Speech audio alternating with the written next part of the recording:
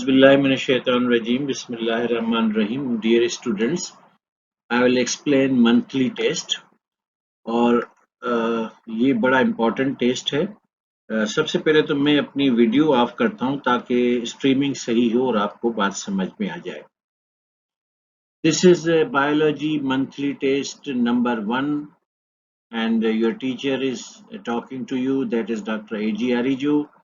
Statement number 1. Which of the following is present in the chemical composition of DNA?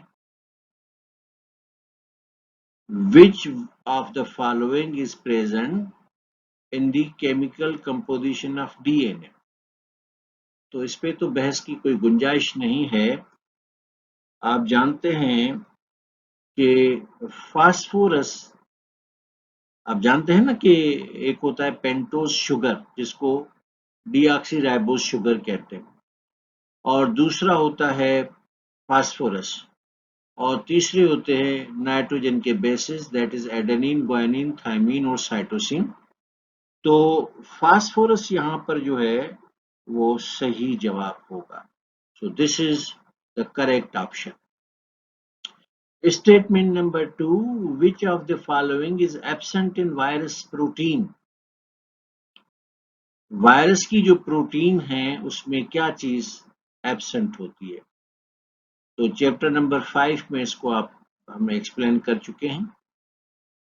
Statement number 3, DNA is formed of units called, यानी DNA आप जानते हैं कि ये polymer है और इसके मोनोमर्स की बात पूछ रहा है कि कौन से मोनोमर्स हैं जो इस पॉलीमर को बनाते हैं। तो एडेनिन, ग्वानिन, थाइमिन, साइटोसिन के जो न्यूक्लियोटाइड्स हैं, डीएनए न्यूक्लियोटाइड से बनता है ना, you have to have adenine, guanine, thymine and cytosine nucleotides, और उन्हीं से डीएनए बनेगा, लेकिन उसमें डीऑक्सीराइबोज शुगर भी चाहिए और फास्फोरस भी चाहिए। तो डीएनए का जो पॉलीमर है न्यूक्लियोटाइड के मोनोमर्स में से बनता है। तो जवाब न्यूक्लियोटाइड्स है। Statement number 4, which of the following different types of nucleotides form DNA? मसलन इसमें डीएनए को बनाने के लिए कितने डिफरेंट टाइप के न्यूक्लियोटाइड्स चाहिए? आप जानते हैं 4 चाहिए, एडेनिन, ग्वानिन, थाइमिन और साइटोसिन, 4 चाहिए। और आरएनए में भी 4 चाहिए, लेकिन वहां थाइमिन नहीं होता, यूरेसिल होता है, एडेनिन, ग्वानिन, यूरेसिल, साइटोसिन। तो यहाँ ये आरएनए की बात तो पूछ नहीं रहे, यहाँ बात पूछी जा रही है डीएनए की, तो इसमें 4 न्यूक्लियोटाइड्स होते हैं। Statement number 5, which of the following nitrogenous base is absent in the nucleotide of DNA? आप जानते हैं कि डीएनए में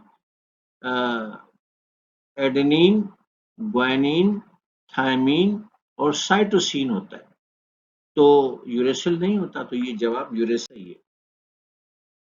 statement number 6, the 5 carbon sugar यानी deoxyribose sugar in RNA molecules किस टाइप की है? यानी डीएनए भी, उसमें भी शुगर होती है और आरएनए में भी शुगर होती है, लेकिन डीएनए में होती है डीऑक्सीराइबोज शुगर और आरएनए में होती है राइबोज शुगर। तो जवाब है राइबोज शुगर। दोनों शुगर हैं और दोनों पेंटोज शुगर है, 5 कार्बन वाली शुगर है, लेकिन इसके अंदर अगर आप फार्मूला में देखें तो C5H10O4 होता है और इसमें C5H10O5 होता है।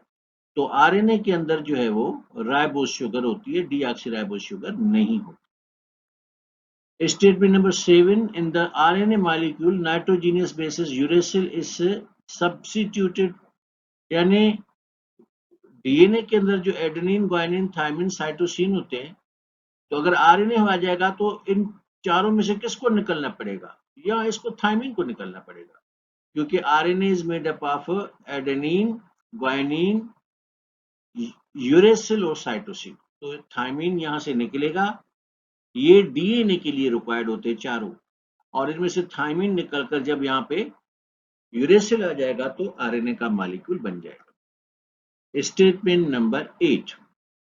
Genetic information in a DNA molecule is coiled in, यानी DNA का जो मॉलिक्यूल होता है जिसके अंदर according to interbiology chapter number 9 biotechnology topic is human genome project line number is 3 and 4 कि इंसान के DNA में 30 to 35,000 जीन्स होते हैं। तो उस लिहाज से ये सवाल है कि जेनेटिक इंफॉर्मेशन जीन्स में होती है ना और जीन्स डीएनए के अंदर होते हैं, तो ये किस में क्वाइल्ड होते हैं? इसका आसान जवाब और सीधा सीधा जवाब और अनकन्फ्यूज्ड आंसर जो सीक्वेंस ऑफ न्यूक्लियोटाइड्स। आप जानते हैं कि एडेनिन, ग्वानिन, थायमिन, साइटोसिन ये 4 न्यूक्लियोटाइड्स हैं। इनमें से 3 न्यूक्लियोटाइड्स जब सीक्वेंस बनाएंगे तो एक जेनेटिक कोड बनेगा और every genetic code is responsible to perform a particular type of the function. तो इसका जवाब सीक्वेंस ऑफ न्यूक्लियोटाइड में।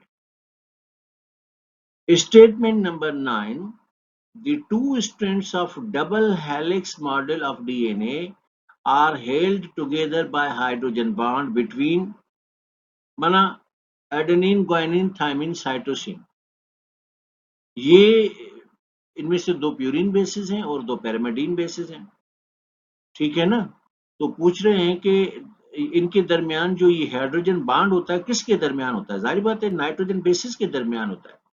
एडेनिन हमेशा किससे मिलेगा? आपको पता है। ग्वानिन हमेशा किसके साथ बॉन्ड बनाएगा? ये भी आपको पता है। यानी 1 प्यूरिन बेस बॉन्ड बनाएगा 1 पैरामिडीन बेस से। तो डीएनए के मॉलिक्यूल में नाइट्रोजन के जो 4 बेसिस है एडेनिन, ग्वानिन, थायमिन, साइटोसिन, ये आपस में बॉन्डेड होंगे थ्रू हाइड्रोजन और बाद में डबल हाइड्रोजन बॉन्ड इस्तेमाल होगा, बाद में सिंगल हाइड्रोजन बॉन्ड इस्तेमाल होगा। Statement number 10, the number of cytosine bases in DNA molecule,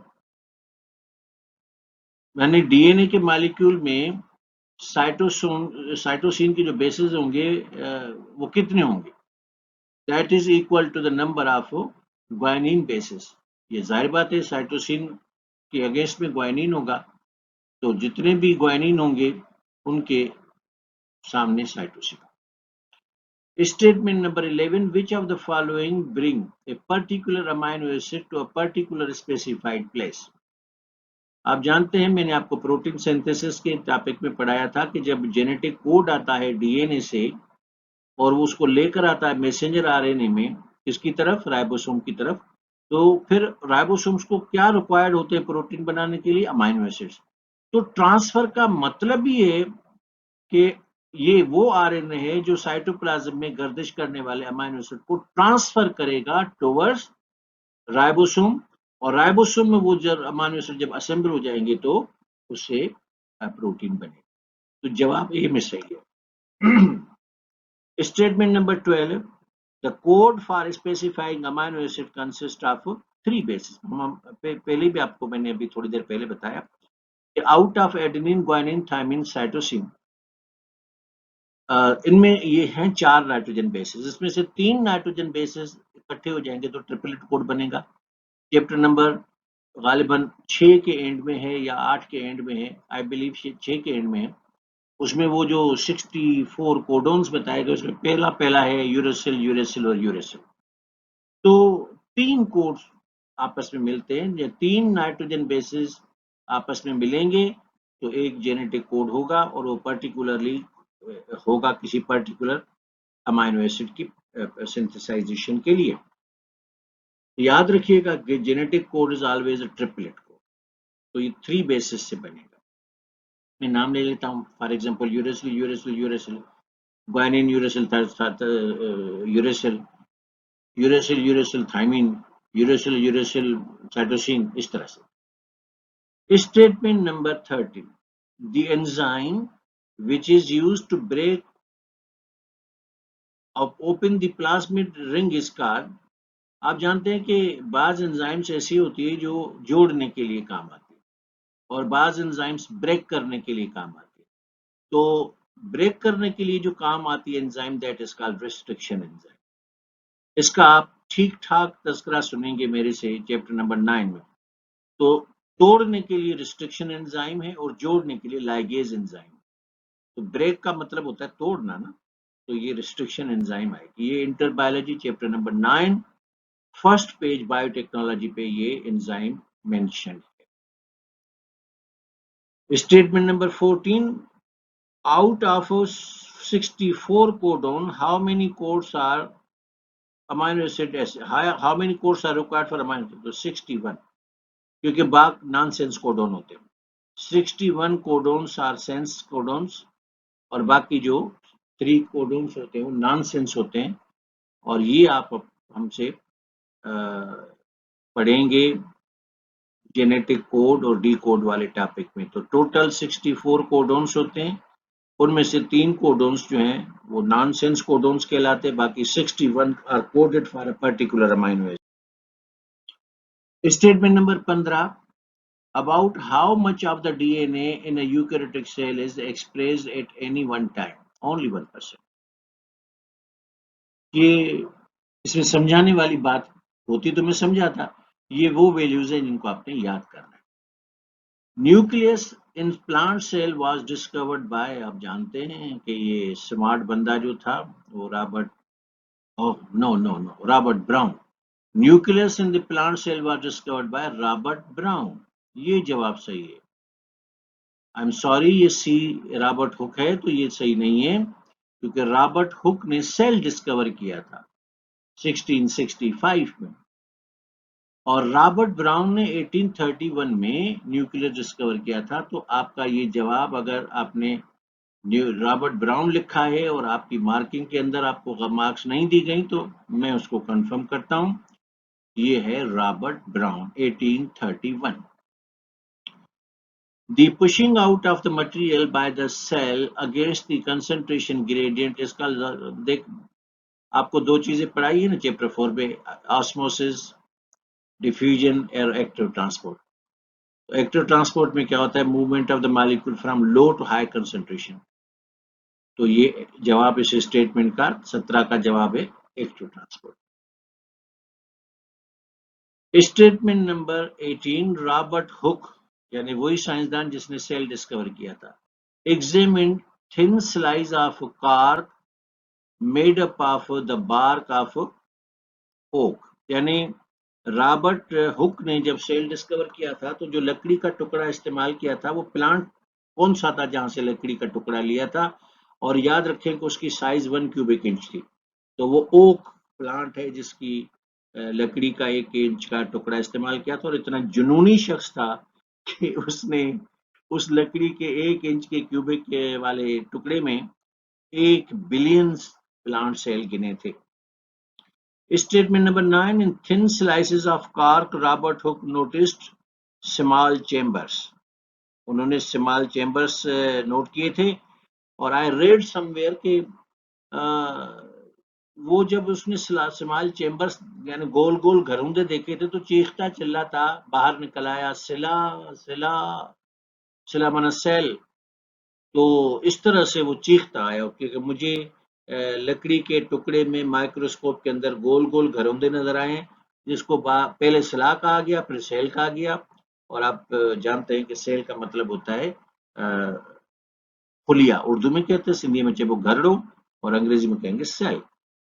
statement number 20, Henry Richard confirm Robert Brown observation on nucleus, Robert Hooke's observation on cell.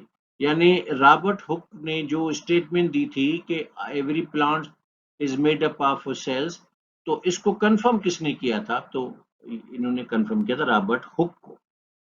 ये statement B सही है।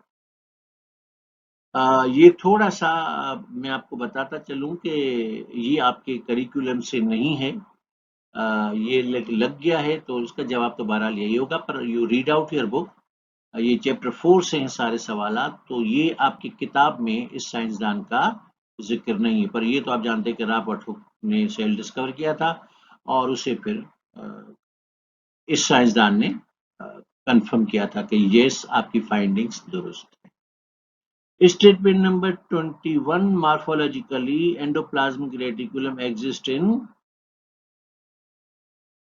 4 forms, 2 forms, 3 forms, 1 form. बताइए। Smooth endoplasmic reticulum, और rough endoplasmic reticulum. तो आपके curriculum के हिसाब से जवाब 2 फॉर्म्स है। मैं दोबारा डबल चेक करूंगा, पर मेरे ख्याल से ये जवाब जो है वो 2 फॉर्म है। आप जानते हैं कि smooth endoplasmic reticulum is that on which the ribosomes are attached or not attached, and rough endoplasmic reticulum is that on which the ribosomes are attached. तो दो ही होते हैं। बहरहाल आप भी डबल चेक कीजिएगा, मैं भी डबल चेक करूंगा। मेरे ख्याल में एंडोप्लाज्मिक रेटिकुलम दो तरह का होता है। The 60s and 40s सब units on attachment with each other, ये सीधा सीधा जो है वो प्रोटीन की तरफ इशारा है, जो कि अटैच्ड होती हैं। तो इसमें याद रखने वाली बात तो कोई नहीं है, इसमें सिर्फ समझने वाली बात नहीं, सिर्फ याद रखने वाली बात है। जैसे मैं अगर आपको कहूँ कि सेल 1665 में डिस्कवर हुआ था, तो हुआ था, इसमें मैं क्या समझाऊं? तो बात चीजें होती है समझने वाली होती है, वो होते हैं कंसेप्ट, और बाज वैल्यूज होते हैं, तो वैल्यूज को याद रखा जाता है, समझा नहीं जाता। प्रोटीन्स आर सिंथेसाइज्ड नो, ये बचकाना सवाल है, लेकिन जवाब राइबोसोम होगा। आप जानते हैं कि राइबोसोम्स आर प्रोटीन फैक्टर। 24वां स्टेटमेंट ये है कि they are absent in higher plants, यानी इन चार में से कौन सी चीज है जो हायर प्लांट्स में नहीं होती? तो आपको पता पता है कि ये सेंट्रियोल्स होते हैं। सेंट्रियोल्स हायर प्लांट्स में नहीं होते। आपको बताया था कि तो जब हायर प्लांट सेल डिवीजन करते हैं तो अपने जो साइटोस्केलेटन है उसको वो सेल प्लेट्स में कन्वर्ट करके उनसे सेंट्रियोल का काम लेते हैं। दो बातें मैंने आपसे कही थी, वैक्यूल्स नहीं होती, और सॉरी लाइसोसोम्स नहीं होते प्लांट्स के पास, तो वो काम वैक्यूल से लेते हैं, और सेंट्रियोल्स हायर प्लांट्स में नहीं होते तो वो अपना साइटोस्केलेटन से अपना काम लेते हैं, जिसको सेल प्लेट्स कहते हैं। Statement number 25, amino acids are present in the cell walls of, जवाब ये है, ठीक है, okay. In the fluid mosaic model, यानी सिंगर और निकलसन की बात हो रही है 1972, जब पाकिस्तान में गालिबन पहली जमहूरी हुकूमत थी। इन the fluid mosaic model the lipid bilayer, जो लिपिड बाइलेयर मैंने आपको बताई थी कि एक्टोप्लाज्म में भी फास्फोलिपिड के मॉलिक्यूल होंगे और एंडोप्लाज्म में भी फास्फोलिपिड के मॉलिक्यूल होंगे। उनका phosphate away from each other होगा और fatty acids toward each other होंगे। तो इसमें बी स्टेटमेंट जो है ना सही जवाब है। आपको ये भी बताया था कि एक होती है इंट्रिंसिक प्रोटीन्स और एक होती है एक्सट्रिंसिक प्रोटीन्स। इंट्रिंसिक प्रोटीन्स ऐसी होती हैं जो अंदर लिपिड बायलेयर के अंदर पेनिट्रेटेड होती है, एम्बेडेड होती है, और एक्सट्रिंसिक होती है जो फ्लोट कर रही होती है। Statement number 27, N input of energy is required for which one of the following, यानी ये चार फंक्शंस है, इसमें किस में एनर्जी रिक्वायर्ड होगी? डिफ्यूजन पैसिव प्रोसेस है, एनर्जी रिक्वायर्ड नहीं है। ऑस्मोसिस भी पैसिव प्रोसेस है, पैसिव ट्रांसपोर्ट तो है ही पैसिव। तो एक्टिव ट्रांसपोर्ट के अंदर एनर्जी रिक्वायर्ड होती है। मैंने आपको माइटोकॉन्ड्रिया वाले भी टॉपिक में बताया था कि पैसिव प्रोसेस, एक्टिव प्रोसेस में जहां एनर्जी रिक्वायर्ड होती है उस सेल में माइटोकॉन्ड्रिया ज्यादा होते हैं, ताकि अगर एनर्जी की जरूरत हो तो वो सिंथेसाइज कर सके, क्योंकि माइटोकॉन्ड्रिया सेल का पावर हाउस है। Which of the following cytoplasmic organelle is not bounded by the membrane? Now ये याद करने वाला है ये सब। मेरे पास इसके दो तीन डिस्क्रिप्शन है, लेकिन I don't want to confuse student at this stage. मैंने किसी जगह पर पढ़ा था कि सेल का वो पार्ट जो खुद किसी दूसरे पार्ट से बनता हो वो नॉन मेम्ब्रेन बाउंडेड है, और जो खुद बना हुआ है वो मेम्ब्रेन बाउंडेड है। पर there are various definitions. Bookish answer आपका बारह यहाँ यही होगा। Statement number 9, which of the following bodies is not bounded by a double membrane? तो ये फिर वही लाइसोसोम्स, याद रखने वाली बात। Last but not the least, statement number 30, which of the following cell organelle cause a decrease in the concentration of organic material in the cell? तो ये जवाब होगा माइटोकॉन्ड्रिया। माइटोकॉन्ड्रिया जो कि सेल का पावर हाउस है, ये वही जवाब होगा।